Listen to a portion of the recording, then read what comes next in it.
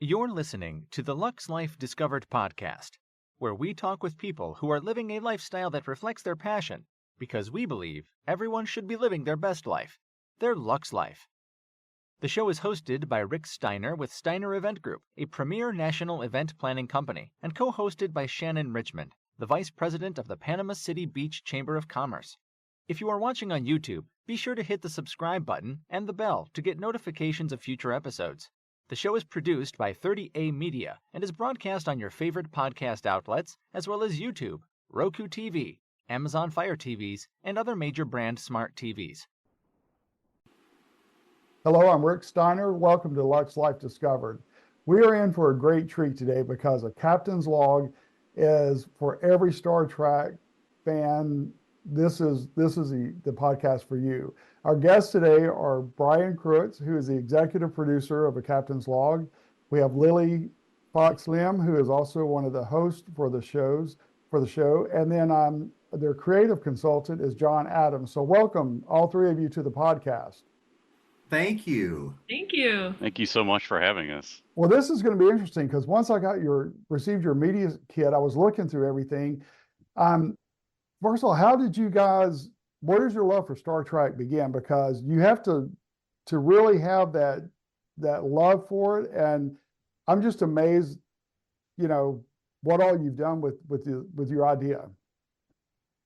Thank you so much. Yeah, Star Trek means so much to me, and I know it means different things to other people, but just having a world where people, whoever they are, whatever they look like, whatever gender they are, whatever race or species they are, they can contribute something to the whole, to the greater good of not just humanity, but also welcoming other species into the existence and into a greater good. Star Trek has so many different plays of ethics, morals, values, philosophy, and it all has meaning. It's not just an action-packed Star Wars-like shoot 'em up, pew, pew, pew thing. It is a moral story each and every week, and that type of story really hits your heart and really hits home. And it's something that hit me at a young age when I was a teenager, and it's just blossomed over the 59, almost 60 years now that it's been around. I'm not that old, but sometimes I feel like since it's been on for so long, it's like you've aged well. No, I'm just kidding. It predates me, and I think it'll be around after us as well. So that's my take on it. Yeah. Rick. So Lilli, how did you get involved? Yeah, I started watching Star Trek in high school, and I kind of for the same reasons that BK loves it. I love that it's a world where people are all trying to work together to make more good in the universe, and they're any type of person, species, like other different. It's just like there's nothing really like that's sci-fi, where the world that they imagined is actually where people are still trying to do good, kind of. Yeah. And I also love every episode is sort of, it has an end and then restarts. Actually, only classic Trek was like that, where it's sort of like a sitcom in that it restarts itself every time, where you don't really need to have seen the previous episode to know what's going on. I love shows like that, sitcoms and Star Trek. And also it's just so philosophical. Every episode is teaching us something or showing us something that I think they got away with in the 60s because it was hidden under like aliens and makeup and things, but they could talk about race and gender and all of these things that are really important social issues. So I love that it can do that, and it's so versatile. All right, and then John, you're the creative consultant. So how do you tie in with bringing their vision to life and to bringing it all to the screen? Thank you. Well, I had done Star Trek artwork for a couple of years, and Bryan reached out and wanted to do an interview with me for their show, and I was, thrilled because I love the show. It has a huge audience, and it's getting bigger every year, and it's an established show. Right. And that's one thing, It's not a podcast. It is a television show. So it's on 34 national channels. And then there's a dedicated YouTube channel for the episodes after they've aired on television first. Okay. So it had such a big market. I was really interested in what they were doing. So when Brian interviewed me, we realized pretty quickly that we both have a deep love of Star Trek and a lot of knowledge. You know, the show goes back so far. If the big fans, know the minutia, of Star Trek, and Brian and I are kind of like that. And he reached out after the interview because we had hit it off, and uh, he asked if I would supply some art for episodes coming up, which was another thrill. I did. And then he asked if I'd like to come on board and, help with questions or help, brainstorm on things or even if we both weren't sure about a Star Trek fact, we can check with each other first before you have to start digging. So that's how that came about. It's been great. And I've only been with them a couple of months. Oh, So wow. it's a real thrill. It's really fun. I And what a love fun project to use your creativity and your talent on. it. Yeah. That would be exciting. Yeah, it's great. Yeah. So Brian, how has the response been from like the Trekkies that have been with them from the beginning, and it's been well received, hasn't it? It has been very well received. Yeah, there are a lot of feedback that we'll get through email, sometimes on social media. Uh, I think just knowing and having that Star Trek knowledge, like John said, that come across to fans, because Lilli knows Star Trek really, really well, and we make the episodes interesting, and we establish ourselves with knowledge ahead of the interviews, because almost all of our episodes are interview based, and the fans seem to really like it. They comment on our videos sometimes, or we'll get emails, but I think really getting down to the nitty gritty with someone that has never been interviewed before, that it's rarely been interviewed, is kind of what our bread and butter is we'll Right. interview crew or stunt people or stand-ins or somebody that John was able to establish an interview for us just recently is Emily, who is on Star Trek Strange New Worlds doing props. She's making props and getting down to like maybe a 4 or 5 second close-up shot, but she put so much work and detail Right. into that prop. And that's so important to Star Trek because not only do Star Trek fans know what continuity is from series to series or film to film, but it just makes it seem like it sets the tone for something that is out of this world. It's something that is different than what you pick up like a cell phone. It's got to look futuristic, sophisticated, and interesting from a visual aspect. And those are the type of people that we get to talk to each and every week. So I think our fans enjoy that type of talking point and energy because, they've heard the main stars before, and we do Right. interview some of the main stars, but that's kind of what sets us apart with other shows. Well, sure, and they're dedicated, loyal followers. So that attention to detail is very impressive to them, and they get to see more of behind the scenes, and that speaks volumes. So, what who was a guest that you've had on? And you just mentioned a name, but from the show that had a huge part that is probably the most overlooked. Well, I That guess I can there's probably I can several, yeah. I can throw that over to Lilli because it's funny. Lilli and I were talking behind the scenes last year, and our producer Dustin Serrano asked us, "Who are your favorite guests?" Remember this, Lilli? And out of the Yeah. 10, we had like 8 or 9 were all the same. We're like, "These are our Oh, favorite really? guests," right? That's great. So Yeah. I think I know who she's going to mention because I'm Okay. in complete agreement with her on this person being our guest. So Lilli, You're let Right. me gonna say let me someone hand you're that one like, over. no, that's I not. ha- Yeah. I think we're gonna say the same person, but I'm gonna say Mark Okrand, who is the creator of the Klingon language. We got to interview him and really like talk about I love languages. I was really I was really like starry-eyed while we were doing that interview, so it was really fun. And it's just like getting into the work that every person, because we love like production too, TV production and film production, and seeing the amount of work that every person puts into one episode of Star Trek is incredible. It's like that's what makes the show so awesome, is like every person's hours and hard work put into the small detail on the little prop, you know. Now, do you and Bryan ever speak Klingon to each other? She does. She He speaks does. Klingon. In fact, when we had Mark Okrent on as the guest, she popped up the Klingon dictionary, and Mark was like, he's like, you have it. It was so neat to be able to see someone who created the largest fictional language on the planet. Seriously, Klingon. You can go to Duolingo and these companies that like offer language learning, and Klingon is offered because there's a Really? syntax, there's a dictionary. Yeah, it was developed for Star Trek 3, The Search for Spock back in 1984, and it's grown into conversational Klingon. He has all these books and ways Wow. that you can learn that syntax.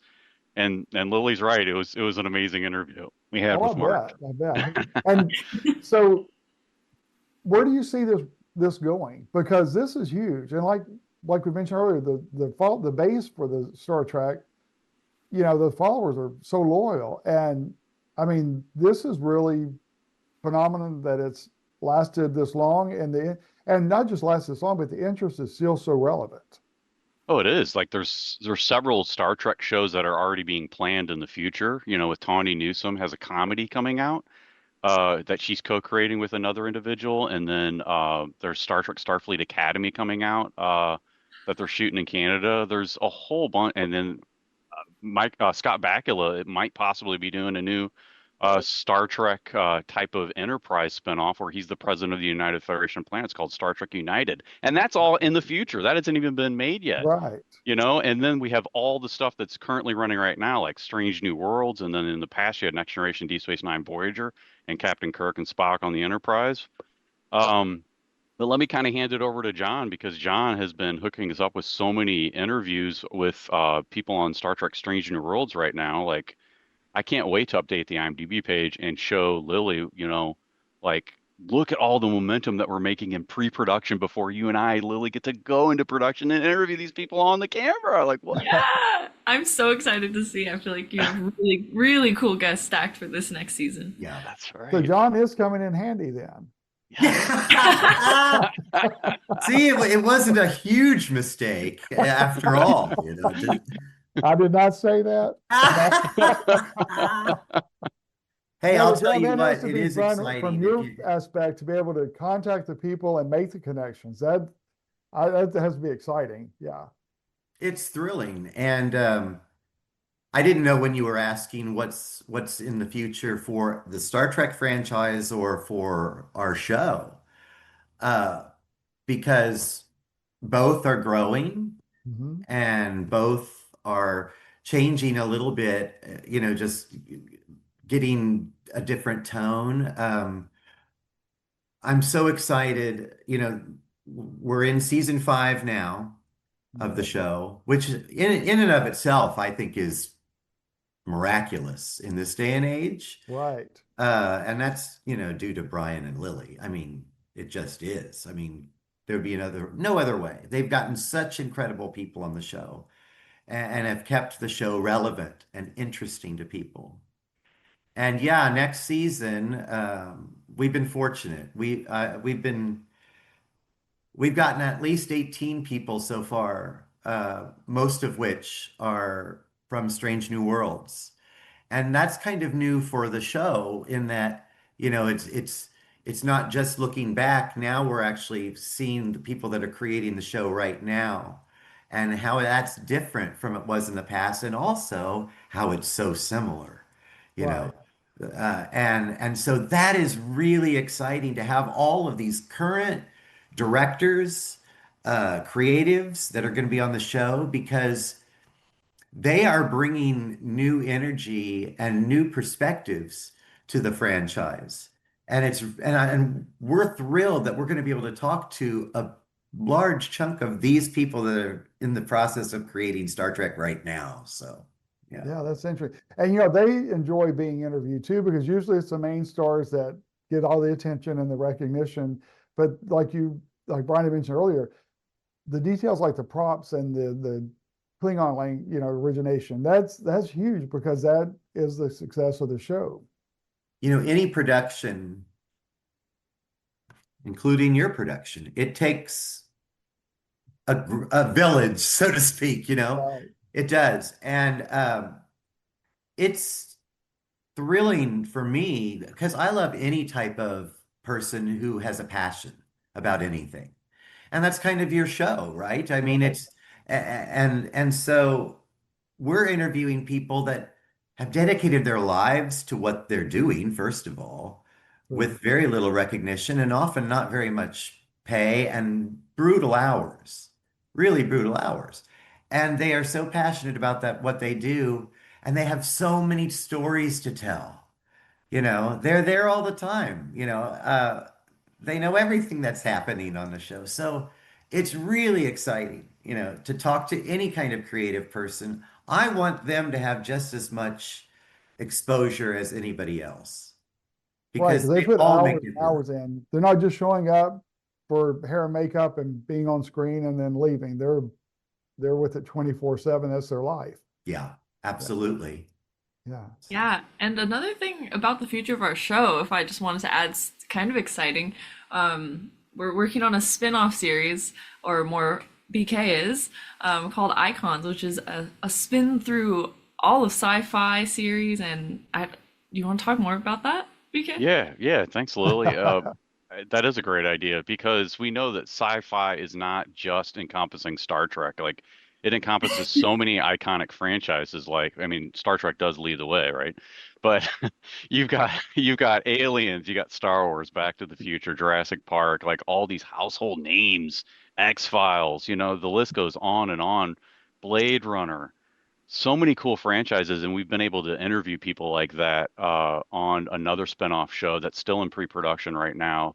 That we're going to do some crossovers and have Lilli on too from A Captain's Log, and it brings in different aspects, I think, in a different type of feel, but still kind of bringing in those edgy interviews like A Captain's Log, where we get to talk to crew. Or I just interviewed an editor that was on Blade Runner back in 1982, and she was also a part of the brand new like remastered version where they brought in a director's cut and just made it even more amazing. And she's worked with so many different people in the industry, and it's fascinating to hear her type of story and evolution on how that just single film from Ridley Scott was like so innovative at the time back in 1982, and how it showed Los Angeles in a different way, but in a futuristic way, and how humanity has changed and adapt to the elements, on how like they can upgrade it too, with HD and a clearer and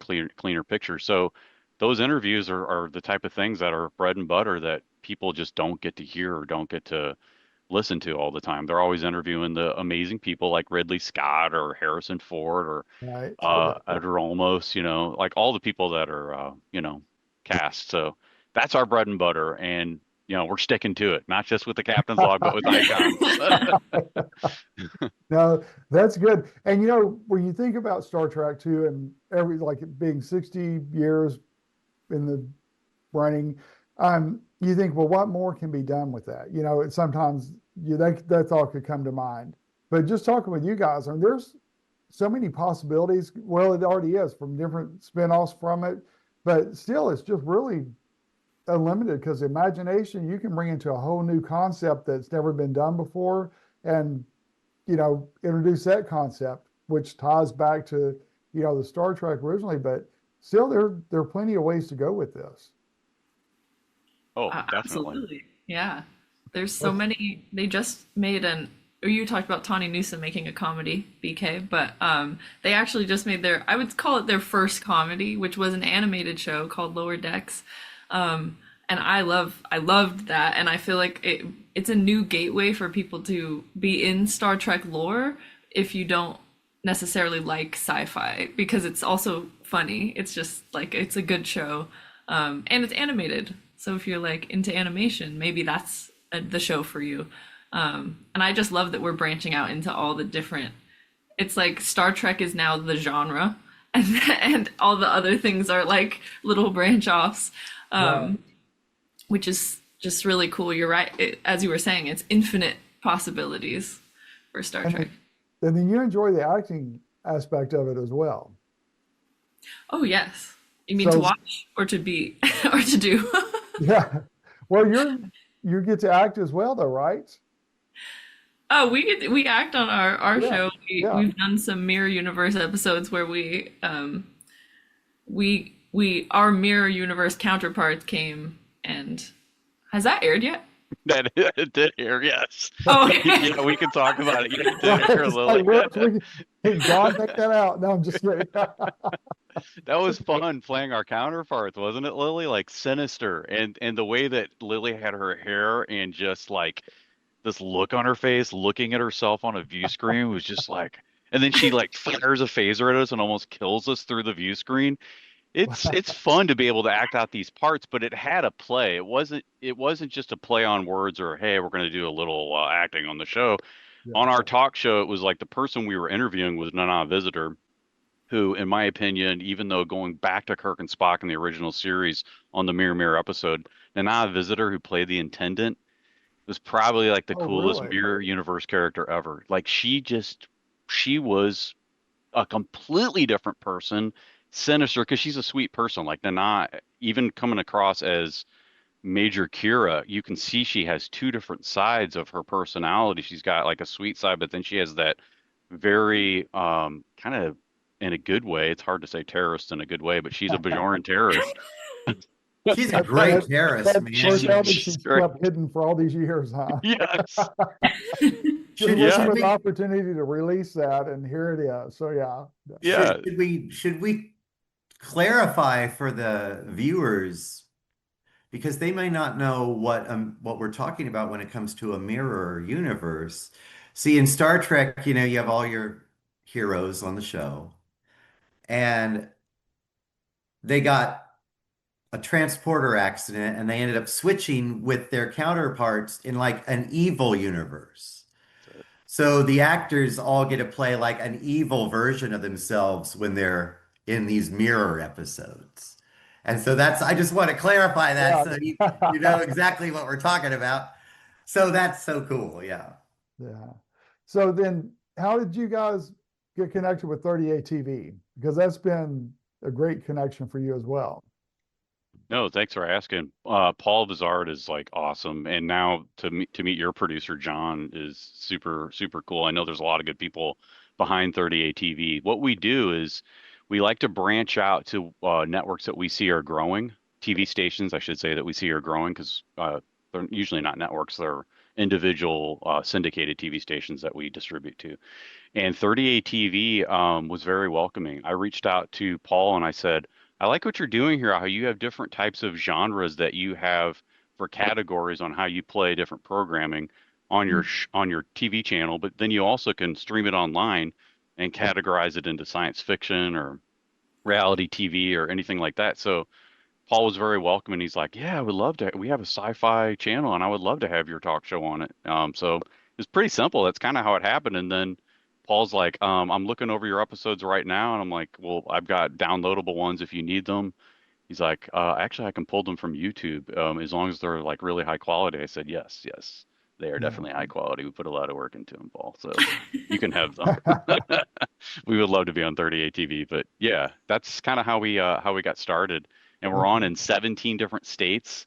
Florida is our representation from 38 TV. I know it's in that region, Panhandle region, and all that. Uh, and we're on here in California on several different TV stations. We're on up in New York, all over the United Okay. States. Yeah. Yeah. Hmm. That's when you started doing this, did you think you'd be where you are today already this quickly? Honestly, no. Honestly, because now we're in pre-production in season 6, crossing over the ending with season 5, and uh, I know one thing I learned early on was you surround yourself with good, talented people, good, talented crew, good, talented cast like Lily, and you're going to go somewhere. And with the people that I kind of envisioned being the producers, writers, co-hosts, I mean, Lily was one of the first people that we brought on board. I was like, oh, I could see a future for this, but never in a million years did I think it would blossom into like a continued steady upward growth, upward mobility of just adding station after station and bringing in more fans and bringing in amazing people from the Star Trek universe. Like we got Michael and Denise Okuda coming up this season. Are you kidding me? Like they are the bread and butter behind everything visual on Star Trek, Next Generation and Wow. beyond. Well, actually, Star Trek 4 in 1986, the movie, and beyond, because that's when Michael Okuda came on board. So um, no, honestly, I didn't. That's, I guess, to kind of shorten it up. I'm maybe babbling here, but yeah, it's amazing. Like, what? Here we are. And then speaking of them coming on board for that, when they came on board, there's a lot of responsibility there because you got to take it at the level where they are, where Star Trek is, and then you want to add new concepts. So there's a lot of responsibility with that as well. So that's, that's a tough assignment. No, you're right. There is. It's Star Trek fans are the most particular group of fandom. I think that Lily and John would agree with me that there are out there, and I'll Right. kind of hand it over to them to maybe kind of get their perspective. But just really quick, um, if you do something that is completely contrary to what Captain Kirk Yeah. did, you know, they're gonna call they're gonna call the writers and producers out on it. They're gonna be like, "Who wrote this episode?" I'm looking at their IMDb page. They wrote sitcoms on CBS. Like, why are they writing this stuff? There was a couple mishaps that happened in 2017, just a few times on Star Trek Discovery, which I still think overall is an amazing program, by the way. But with some of the writing, there were a few things that people had to call it out, even the continuity with the way the Klingons looked. And I'll just kind of leave it at that. Yeah. And there was course correction and everything ended up working out. But maybe Lily or John, you want to kind of chime in on that, like with Star Trek fans being very particular. And that's Yeah, in a good way. Yeah. Yeah. I think it's like it's because we care so much about this world that we love, and I feel like fans just want things to be all in the same universe. Because whenever you make like a new universe, I feel like that's sort of a, I don't want to say it's a cop out, but it's kind of like you couldn't fit your story into the universe that already exists, that we already love. And so that feels like a little bit of a betrayal once you start doing things like that, because we've already invested so much time into this world that we love, these devices, these people, these how the Federation works, just every detail. We pay attention, like we know we're watching these episodes over and over again. We see like little things about the Klingons and how their facial ridges are, and we don't like if you change it, you have to at least explain why Yeah, in because a they'll call plausible you way. out like you said. Yeah. All right. And then John, what's your take on that? Um, yeah, it's like any kind of fandom. It doesn't really matter what the genre is. Let's say you were a huge Frasier fan or something, and you watch an episode, a new episode, another show that has rebooted, and the characters are suddenly saying things that those characters would never say. Yeah. And so that's where a lot of the uh, particularness comes from with Star Trek as well. If there are established rules in that universe, like any fictional universe, you have to kind of stick with those rules. And if you don't, like Lily said, then you have to have an explanation for it.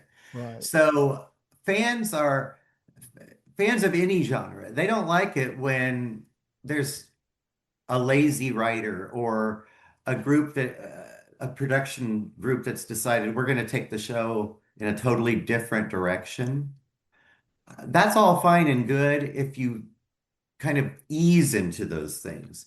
But when you do something like that, it is insulting. It's like you don't even know who that character is supposed to be. You've just in your head created somebody else. That's not that character. So yeah, we're protective of our people, our universe. And I think any fan would be. So Right. Well, Yeah. you obviously, go ahead. I'm sorry. Oh, no, I was just gonna say I also like I feel like we're I don't know, describing our fans as like so intense, but we're Yeah. also just like the best because the type of world that we love is the one that's so accepting. So I feel like that's also kind of how the people are. Like it's a very loving community too.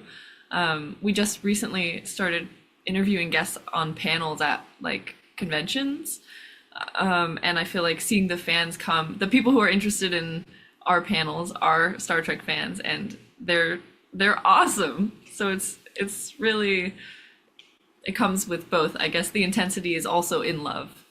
True, yeah. Yeah, I feel badly. I don't want the impression that, it's like a Saturday Night Live skit where the fans are, a little bit No, no, hacky, that's, and yeah, because it is a passion. And